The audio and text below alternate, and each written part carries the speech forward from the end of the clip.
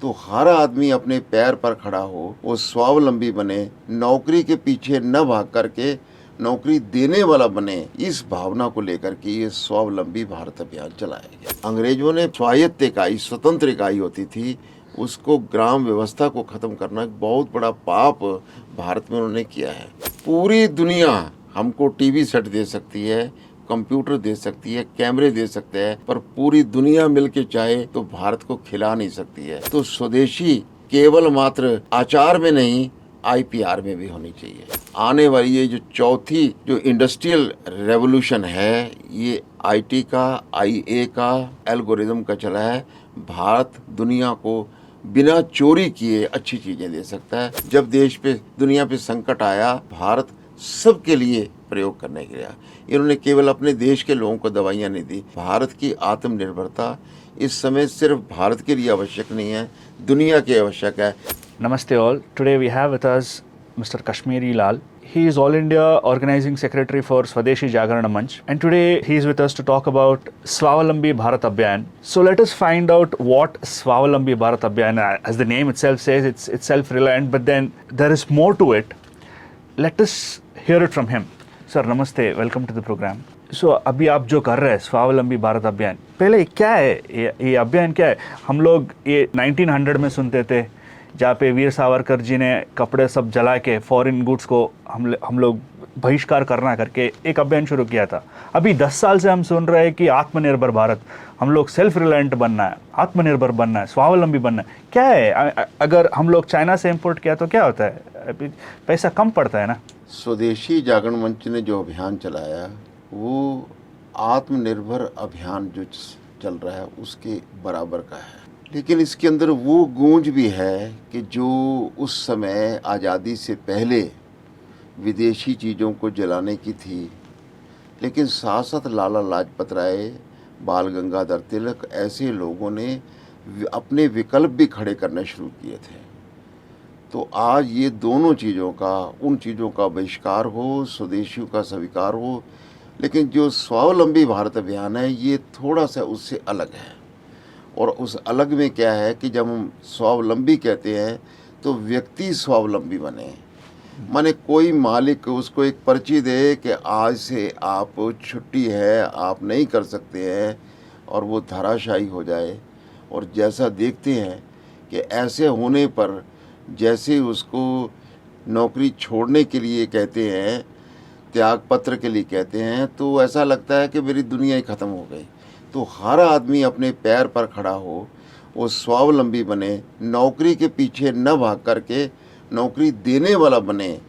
इस भावना को लेकर के ये स्वावलंबी भारत अभियान चलाया गया। अभी ये एक, जैसे कहते हैं कि poverty is a state of mind, ये अनएम्प्लॉयमेंट भी एक स्टेट ऑफ माइंड है। हम लोग क्या सोचते हैं, ये 9 to 6 जो जॉब है वही जॉब है हमारा, और कुछ जॉब नहीं है। ये मेंटालिटी सही है क्या? ऐसा कि ये भी हमारे कॉलोनियल माइंडसेट का असर है।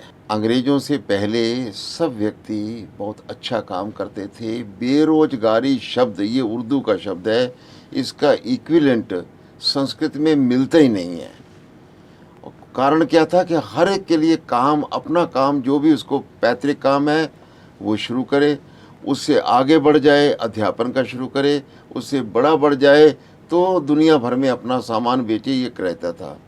और हमारे यहाँ पर ऐसा नहीं कि हम लोग बोल रहे हैं, आत्मस्तुति कर रहे हैं।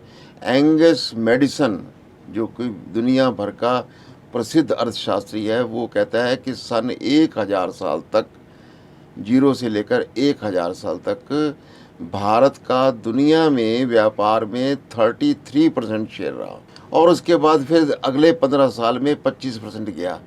अंग्रेज़ों के आने से पहले भी हमारा वर्ल्ड के अंदर, दुनिया के अंदर जो सामान जाता था, जो हमारा जीडीपी इकोनॉमी का दुनिया में था, वो लगभग 23% था। और अंग्रेज़ों ने ऐसे लूटा कि हमारा 2% रह गया, और उनका, अमेरिका और उनका मिलकर के 22% हो गया, जो कभी 2.5% होते थे। इसका कारण क्या था कि उन्होंने हमारा माइंड सेट बदला। उनको नौकर चाहिए थे, यहाँ नौकरी करता कोई नहीं था, तो उन्होंने बार बार नौकरी का स्तुति गान किया, नौकरी को बहुत अच्छा बताया, इसका ग्लैमर फैलाया, तो जैसे और चीज़ों का अंग्रेजी का हमारे माइंडसेट पे बैठा हुआ है, विदेशी प्रोडक्ट का हमारे माइंडसेट पर बहुत प्रभाव रहता है ब्रांड का, वैसा ही नौकरी का ब्रांड नौकरी के माइंडसेट के लिए चेंज करना और अपने काम से दूर रहना उन्होंने अपने फ़ायदे के लिए किया था। आज वो देश को बहुत नुकसान दे रहा है। ये बिल्कुल ठीक आपने कहा कि माइंडसेट बदलने की ज़रूरत है और उसी के लिए हम जगह जगह कार्यक्रम कर रहे हैं। यहाँ पे आपने बोला कॉलोनाइजेशन के बारे में बात किया, तो पहले हमारा काम हम लोग ही करते थे। अगर कुछ रास्ते में कुछ हो गया हम लोग करते थे, लेकिन अभी ऐसा नहीं है, सब गवर्नमेंट को करना है, बाकी हम सिर्फ टैक्स पे कर रहे हैं। ये भी एक कॉलोनाइजेशन माइंडसेट है। स्वावलंबी हम लोग नहीं है, हम लोग कुछ लोगों पे डिपेंडेंट है, फॉर एग्जांपल गवर्नमेंट। सो अभी हम लोग क्या सोचना है, ये स्वावलंबी करने में गवर्नमेंट का क्या कंट्रीब्यूशन होना चाहिए, एज अ सोसाइटी हम लोग क्या करना चाहिए, आप क्या बोलते हो? ये बिल्कुल ठीक कहा है। उन्होंने अंग्रेजों ने प्रजा को ही नहीं राजाओं को भी कहा कि तुम्हें कुछ करने की ज़रूरत नहीं है, सिक्योरिटी हम देखेंगे, बाकी रिलेशंस हम देखेंगे। ऐसे लोगों को भी काम से, जो ग्राम पंचायत हमारी स्वायत्त इकाई स्वतंत्र इकाई होती थी, उसको ग्राम व्यवस्था को ख़त्म करना एक बहुत बड़ा पाप भारत में उन्होंने किया है।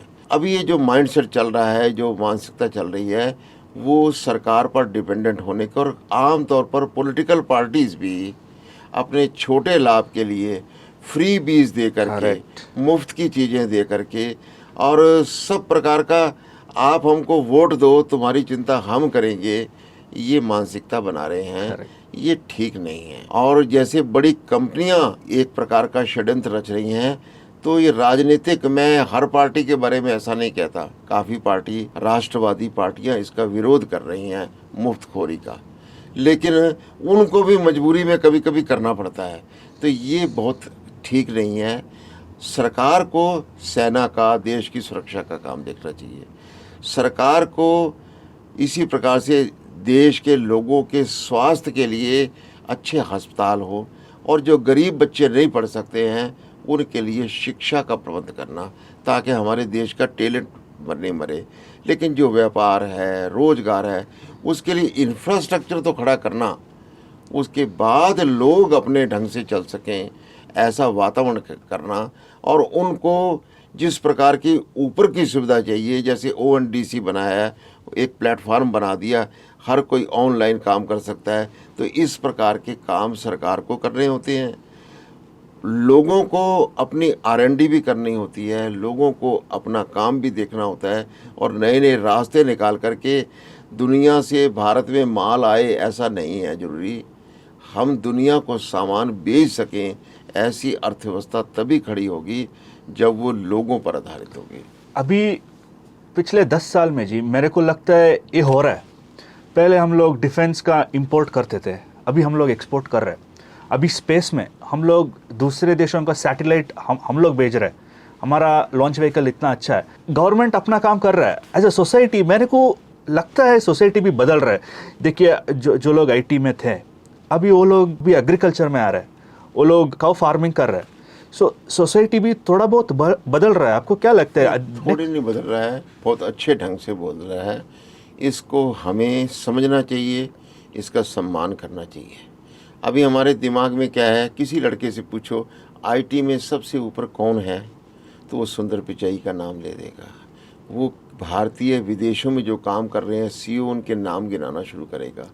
लेकिन ज़्यादातर बच्चे भारत में सबसे अच्छी कंपनी IT तमिलनाडु के अंदर श्रीधर बैम्बू जोहो के नाम से चला रहे हैं, उसका नाम नहीं लेगा। सबसे ज़्यादा प्रॉफिट इस समय $1.25 अरब प्रति वर्ष का उसका 1 साल का जो है वर्थ है। ये जो ऐसे लोग प्रयोग कर रहे हैं, इनका सम्मान करना उतना ही आवश्यक है जितना हम कभी महाराणा प्रताप, शिवाजी, ऐसे राष्ट्रीय जो हमारे हीरोज़ होते थे, आज के समय में ये हमारे हीरो हैं। हमें उनका भी सम्मान करना चाहिए, ऐतिहासिक महापुरुषों का, लेकिन इनको भी रिकॉग्नाइज करना चाहिए और उनके गुण अपने अंदर धारण करने चाहिए। इसलिए हम लोग स्वावलंबी भारत अभियान के अंतर्गत जहाँ भी कॉलेज में कार्यक्रम करते हैं, तो 3-4 ऐसे सफल उद्यमियों को, जो ज़ीरो से हीरो बने हैं, जिन्होंने शून्य से सृष्टि रची है, ऐसे लोगों को बच्चों को इंट्रोड्यूस करते हैं और बच्चों का थोड़ा इंटरेक्शन होता है, उसके बाद हमारा काम बहुत आगे बढ़ता है। तो आज दुनिया भर के सीईओ को नहीं, भारत में जन्मे दुनिया भर में बड़े कंपनियां चलाने वाले, भारत को भी लाभ पहुंचाने वाले और दुनिया का भी लाभ करने वाले लोगों को सम्मानित करना, ये आज का युग धर्म है, ये आज की आवश्यकता है। ठीक है, तो स्वावलंबी बनने का ये इच्छा तो नहीं है कि हम लोग दूसरे का नहीं मानते हैं। We are from the land of dharma, so हम लोग क्या बोलते हैं, वसुधैव कुटुंबकम। ये मतलब नहीं है कि हम दूसरे देशों का खरीदते नहीं है। हम लोग क्यों नहीं खरीदते? क्योंकि हम लोग स्वावलंबी बनना है, हम लोग सेल्फ रिलायंट बनना है। ये मतलब है ना कि अभी लैपटॉप जो बैन किया है सरकार ने, बहुत लोग कह रहे हैं कि हम लोग दूसरे देशों से दुश्मनी कर रहे हैं।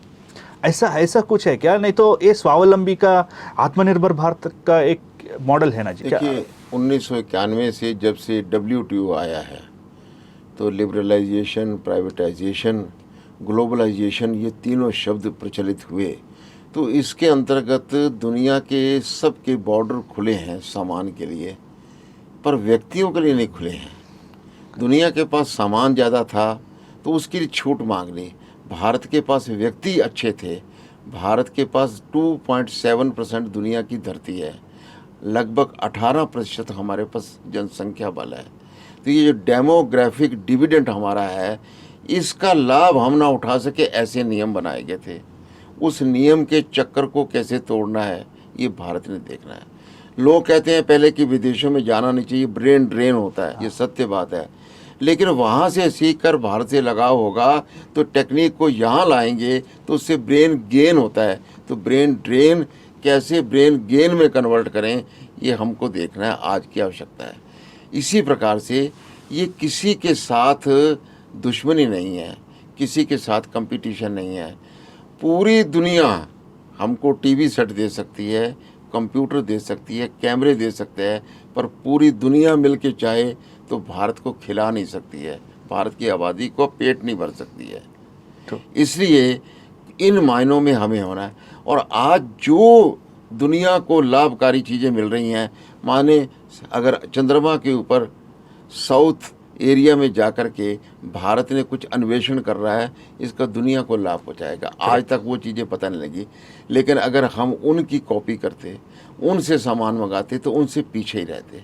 तो ना हमारा सैटेलाइट टेक्नोलॉजी में विकास होता, ना हम पोखरण का विस्फोट कर पाते, और ना ही चंद्रयान, और ना ही जो अब जो है आदित्य जा रहा है, ये चीज़ें संभव नहीं हो सकती।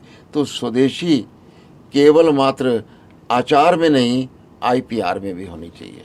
स्वदेशी केवल मात्र जो पॉट है मिट्टी का, उसमें नहीं, पॉट से लेकर के रोबोट तक में स्वदेशी होना चाहिए। स्वदेशी केवल चरखे में नहीं होना चाहिए, चरखा भी चलना चाहिए, पर चरखे से चंद्रयान तक पहुंचना, ये सब में स्वदेशी लाना, ये आज बहुत बड़ी आवश्यकता है। ये दुनिया की आवश्यकता है, क्योंकि कोई भी एम्प्लॉय इतना दिमाग नहीं लाएगा जब तक उसका अपना वेंचर नहीं होगा। तो भारत का श्रेष्ठ दिमाग दुनिया में जा रहा है, कभी भी उतना प्रयोग बुद्धि का नहीं करेगा जितना भारत में रह के अपने काम में करेगा, उसको विश्व को भी लाभ होगा। आने वाली ये जो चौथी जो इंडस्ट्रियल रेवोल्यूशन है, ये IT का, IA का, और कुल मिलाकर के जो एल्गोरिदम का चला है, भारत दुनिया को बिना चोरी किए अच्छी चीज़ें दे सकता है। वो दुनिया की भी आवश्यकता है। बिना चोरी किए, बहुत अच्छा बोला सर आपने। अभी अगर कोई आपको कांटेक्ट करना है, अभी कोई डिग्री पास्ड आउट है, कोई अभी SSLC पास्ड आउट है, और उसको स्वावलंबी बनना है, आप कैसे मदद कर सकते हैं? उसके हर के जेब में मोबाइल रहता है, हर एक के हाथ में मोबाइल रहता है। सिर्फ उसको इतना लिखना है, MySBA, मेरा स्वावलंबी भारत अभियान, mysba.co.in, तो हमारी वेबसाइट खुलती है। जिस प्रकार का वो बात करेगा, जैसा उसमें जुड़ेगा, सदस्य बनेगा, उसके प्रश्न करेगा, तो AI की मदद से उसकी सहायता होती रहेगी। तो अभी तक हमने देश भर से 12,000 के लगभग वॉलंटियर इस काम के लिए जोड़े हैं। वो मेंटरिंग भी करेंगे, वो सहयोग भी करेंगे। परंतु हमने देश भर की 13-14 ऐसे बड़े संस्थानों को जोड़ा जो इस विषय में काम कर रहे हैं।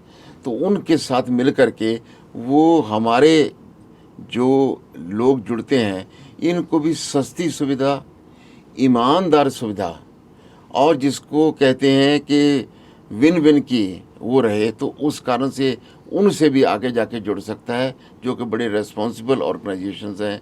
तो कोई विद्यार्थी भी आज हमसे जुड़ता है तो 1 सेकंड के अंदर मोबाइल, दोबारा बोल रहा हूँ, mysba.co.in टाइप करे तो हमसे जुड़ जाएगा और वो जुड़ेगा तो हमारे AI के माध्यम से लगातार हम भी उससे संवाद कर सकेंगे, उसकी आवश्यकताओं को पहचान पाएंगे।